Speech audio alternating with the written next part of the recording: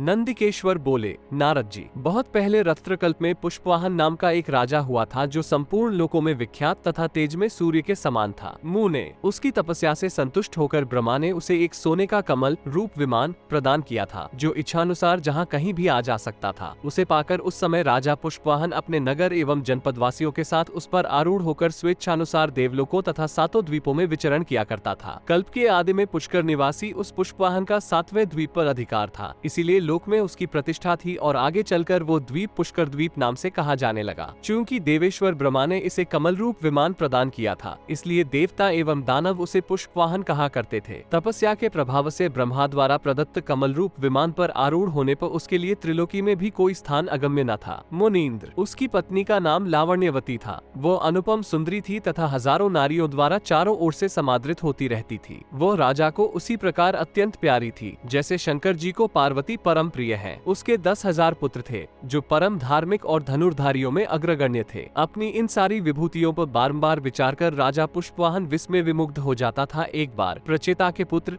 मुनिवर वाल्मीकि राजा के यहाँ पधारे। उन्हें आया देख राजा ने उनसे इस प्रकार प्रश्न किया। 1 to 7 राजा ने पूछा, मुनीन्द्र, किस कारण से मुझे ये देवों तथा मानवों द्वारा पूजनीय निर्मल विभूति तथा अपने सौंदर्य से समस्त देवार्गनाओं को पराजित कर देने वाली सुंदरी भार्या प्राप्त हुई है? मेरे थोड़े से तप से संतुष्ट होकर ब्रह्मा ने मुझे ऐसा कमल ग्रह क्यों प्रदान किया जिसमें अमात्य, हाथी, रथ समूह और जनपद वासियों सहित यदि 100 करोड़ राजा बैठ जाएं तो ये जान नहीं पड़ते कि कहाँ चले गए। वो विमान भी आकाशगामी देवताओं द्वारा केवल चमकीले ताराओं से घिरे हुए चंद्रमा की भांति दिख पड़ता है। इसलिए इस संपूर्ण फल की प्राप्ति के लिए अन्य माता के उदर से उत्पन्न होकर अर्थात पूर्व जन्म में मैंने अथवा मेरे पोहोने या मेरी इस पी ने कौन सा ऐसा शुभ धर्म आदि कार्य किया है? प्रचेत, ये सारा का सारा विषय मुझे बतलाइए। 8-10 तदनंतर महर्षि वाल्मीकि राजा के इस आकस्मिक एवं अद्भुत प्रभावपूर्ण वृतांत को जन्मांतर से संबंधित जानकर इस प्रकार कहने लगे, राजन, तुम्हारा पूर्वजन्म अत्यंत भीषण व्याध के कुल में हुआ था। एक तो तुम उस कुल में पैदा हुए, फिर दिन रात पाप कर्म में भी निरत रहते थे।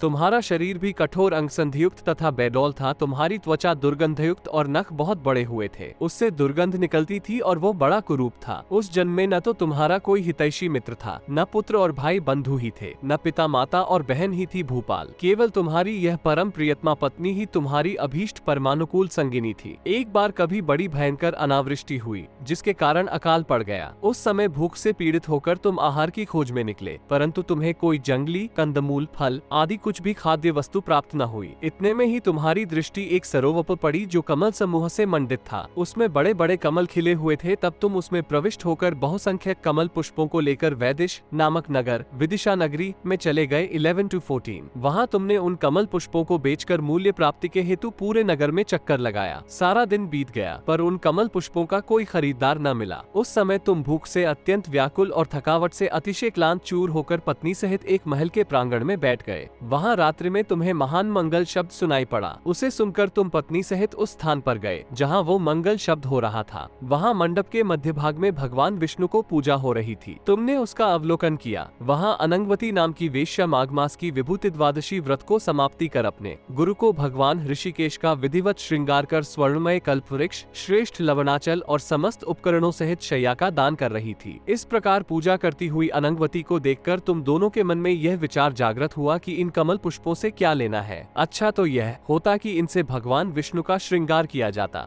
नरेश्वर, उस समय तुम दोनों पति पत्नी के मन में ऐसी भक्ति उत्पन्न हुई और इसी अचक प्रसंग में तुम्हारे उन पुष्पों से भगवान केशव और लवणाचल की अर्चना संपन्न हुई तथा शेष पुष्प समूहों से तुम दोनों द्वारा शैया को भी सब ओर से सुसज्जित किया गया। तुम्हारी इस क्रिया से अनंगवती बहुत प्रसन्न हुई। उस समय उसने तुम दोनों को इसके बदले 300 अशर्फियां देने का आदेश दिया, पर तुम दोनों ने बड़ी दृढ़ता से उस धनराशि को अस्वीकार कर दिया, नहीं लिया। भूपते, तब अनंगवती ने तुम्हें भक्ष्य, भोज्य, लेह्य, चोष्य 4 प्रकार का अन्न ला कर दिया और कहा इसे भोजन कीजिए, किंतु तुम दोनों ने उसका भी त्याग कर दिया और कहा, वरान्य, हम लोग कल भोजन कर लेंगे। दृढ़ते, हम दोनों जन्म से ही पापप्रायण और कुकर्म करने वाले हैं, पर इस समय तुम्हारे उपवास के प्रसंग प्रसंग से हम दोनों को भी विशेष आनंद प्राप्त हो रहा है। उसी प्रसंग में तुम दोनों को धर्म का लेशांश प्राप्त हुआ था और उसी प्रसंग में तुम दोनों ने रात भर जागरण भी किया। दूसरे दिन प्रातःकाल अनंगवती ने भक्ति पूर्वक अपने गुरु को लवणाचल सहित शैया और अनेकों गांव प्रदान किए। उसी प्रकार उसने अन्य 12 ब्राह्मणों को भी सुवर्ण वस्त्र अलंकार आदि सहित 12 गायें प्रदान की। तदनंतर सुहृद मित्र दीन अंधे और दरिद्रों के साथ तुम लुब्धक दंपति को भोजन कराया और विशेष रस सत्कार के साथ तुम्हें विदा किया। 22 आदर राजेंद्र, वो सपत्नीक लुब्धक तुम ही थे जो इस समय राजराजेश्वर के रूप में उत्पन्न हुए हो। उस कमल समूह से भगवान केशव का पूजन होने के कारण तुम्हारे सारे पाप नष्ट हो गए तथा दृढ़ त्याग तप एवं निर्लोभिता कारण तुम्हें इस कमल मंदिर की भी प्राप्ति हुई है। राजन, तुम्हारी उसी सात्विक भावना के महात्म्य से तुम्हारे थोड़े से ही तप से ब्रह्मरूपी भगवान जनार्दन तथा लोकेश्वर ब्रह्मा भी संतुष्ट हुए हैं। इसी से तुम्हारा पुष्कर मंदिर स्वेच्छानुसार जहाँ कहीं भी जाने की शक्ति से युक्त है। वो अनंगवती वेश्या भी इस समय कामदेव की पत्नी रति के सौतरूप में उत्पन्न हुई है। यह इस समय प्रीति नाम से विख्यात है और समस्त लोकों में सबको आनंद प्रदान करती तथा संपूर्ण देवताओं द्वारा सत्कृत है। इसलिए राजराजेश्वर, तुम उस पुष्कर गृह को भूतलप छोड़ दो और गंगा तट का आश्रय लेकर विभूति द्वादशी व्रत का अनुष्ठान करो। उससे तुम्हें निश्चय ही मोक्ष की प्राप्ति हो जाएगी। नंदिकेश्वर बोले ब्रह्म। ऐसा कहकर प्रचेता मुनि वहीं अंतर्हित हो गए। तब राजा पुष्पवाहन ने मुनि के कथनानुसार सारा कार्य संपन्न किया। ब्रह्म, इस विभूति द्वादशी व्रत का अनुष्ठान करते समय अखंड व्रत का पालन करना आवश्यक है। मुने, जिस किसी भी प्रकार से हो सके 12 द्वादशियों का व्रत कमल पुष्पों द्वारा संपन्न करना चाहिए। अंग, अपनी शक्ति के अनुसार ब्राह्मणों को दक्षिणा भी देने का विधान है।